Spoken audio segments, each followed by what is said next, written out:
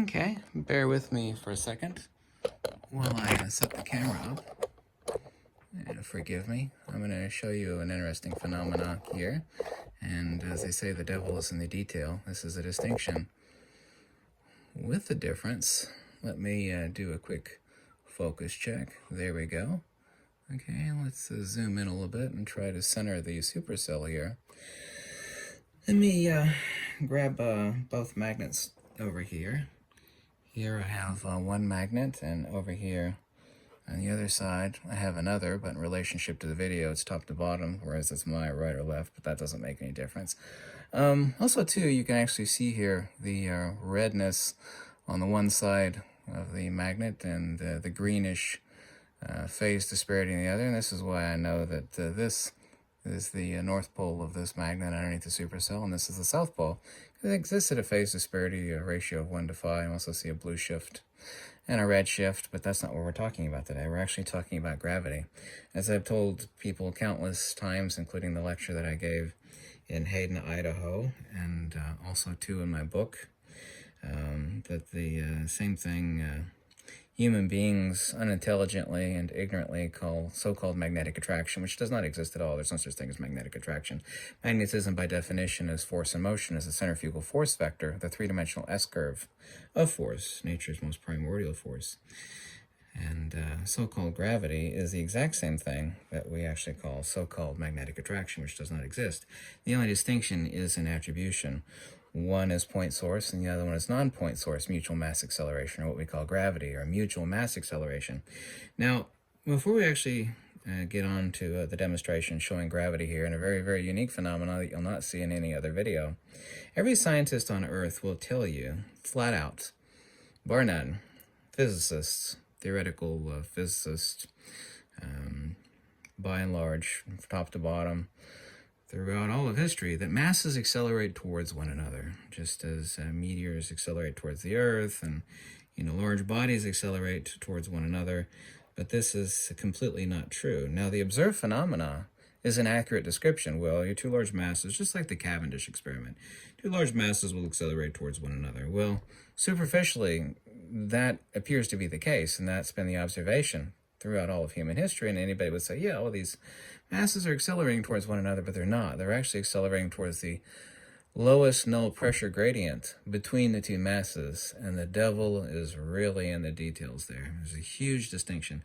So let's stop the lip flapping, and then we'll get on to the description after the demonstration. Here we have the one magnet over here. Yes? Okay, I'll back it off so you can only see one pole. And here we have the other magnet over here. Here's both poles. I'm going to get them pretty far apart from one another initially, but let's see here. Here's both poles of the one magnet. Here's both poles of the other magnet. I'm going to back both of them off, but I'm going to try to keep them apart from one another because these magnets are nickel plated, and they're very slippery to hold on to, especially when they want to jump towards one another. Now you see something, I'm centering it here so you can see it right dead smack in the middle of the supercell. You see that black hole right in the middle of the supercell? That is the null pressure gradient between these two magnets that are trying to jump towards one another. And of course, I'm exerting strength on these powerful neodymium iron borons to keep from jumping to one another. But they're not accelerating towards one another. No, they're not. They're accelerating towards right smack in the middle of that supercell. You can see how, so that's not, see, here's both poles of this magnet, both poles of this magnet. I'm not performing any trickery here on you. I'm actually backing both of them off. They're both off of the either side of the supercell. But as I let them slowly creep towards one another, you see that hole right in the middle of the supercell? I know you can see it. That is what they're accelerating towards, not towards one another. It is a pressure gradient in the ether. All mass, mutual acceleration, and so-called magnetic attraction, which does not exist at all, is dielectric acceleration, whether it be point source in the case of a magnet. And that's the only thing that defines a magnet. A magnet is defined not by anything quantitative, but rather qualitative, because a magnet, before it becomes a magnet, is just a ceramic lump of neodymium iron boron or ferrite. Once it's magnetized, then it becomes a quote-unquote magnet. But the quality of a magnet is qualitative.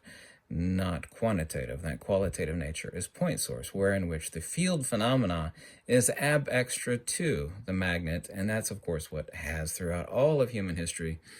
They actually had magnets back in ancient times. They're just natural ones. They're called lodestones. Look it up. That's the ab extra phenomena of the ether that exists around and outside of the physical object that we call a magnet, or we call a lodestone, whether it be ferrite or samarium cobalt or neodymium iron boron.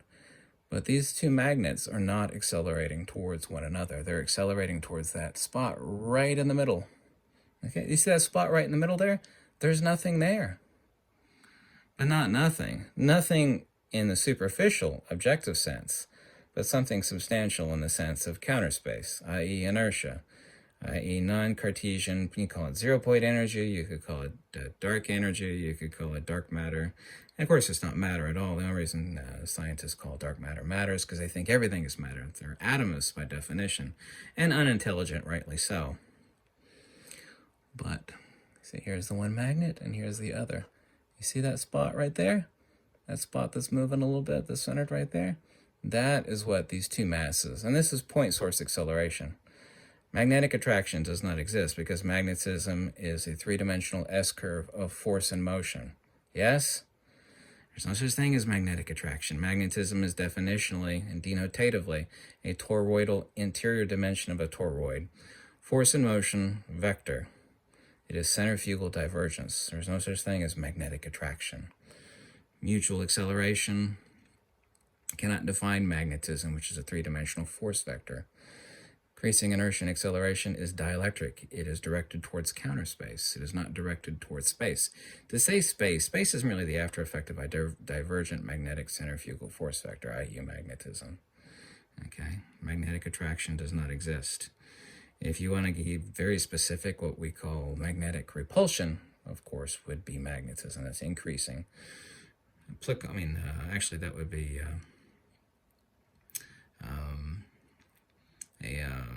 not additive, but multiplicative of force vectors. We're trying to actually press two magnets of like polarity together, but that's on another topic. But you can see it right there. Magnets are not, and this is no different than gravity. The only thing actually differentiates and distinguishes so-called magnetic attraction, which is not magnetism at all, and so-called gravity is one is point source and the other one is non-point source, mutual mass acceleration. It's the exact same distinction, analogously, as a 5-watt light bulb versus a 5-watt laser.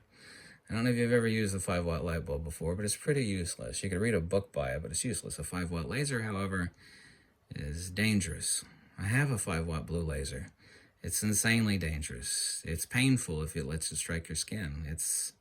They're not even legal anymore in the United States for civilian ownership because they're wickedly, wickedly dangerous. The typical red laser pointer, for example, is at most 100 milliwatt, 200 milliwatt. You know, at the far end, you get about a 300 milliwatt red laser pointer, a really powerful one. But a 5-watt one, and not a red, but a blue laser, insanely powerful and insanely dangerous. Same distinction. One is additive and the other one is multiplicative. Point source field phenomena are, of course, incredibly powerful and fascinating, and that is, of course, the only qualitative nature that defines what we call a magnet. But anyway, I wanted to show you that. I'll put one of the magnets up here on top of the supercell. Let me zoom in. Everybody loves a good zoom in, right? Put it on its side. There we go. There you can actually see the field phenomena of the polarity. Yeah. But no, magnetic attraction does not exist. And the same thing that we call magnetic attraction and the same thing we call gravity are one and the same. But the important point of this video is that black spot, dead center of this video. Yeah? That is what masses are accelerating towards. That is what magnets are accelerating towards. Not towards each other, but towards a null point of lowest pressure mediation in counter space. They're literally accelerating to the plane of inertia, which is anti-Cartesian. Yes, that's actually a word, believe it or not. You'll probably have never heard it before or used in the English language.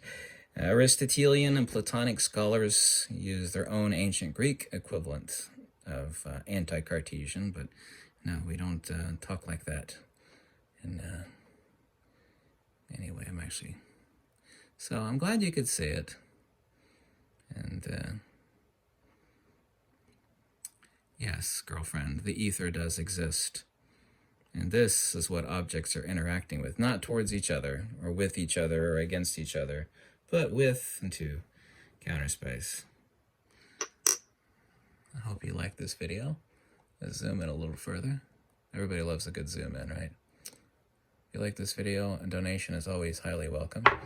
I answer questions as long as you send them by email and they're not 10 pages long, because I work 7 days a week as it is. But I like questions. Just make them simple questions via email. And hope you like this video. And have a wonderful week, okay? Goodbye. Lux Veritas.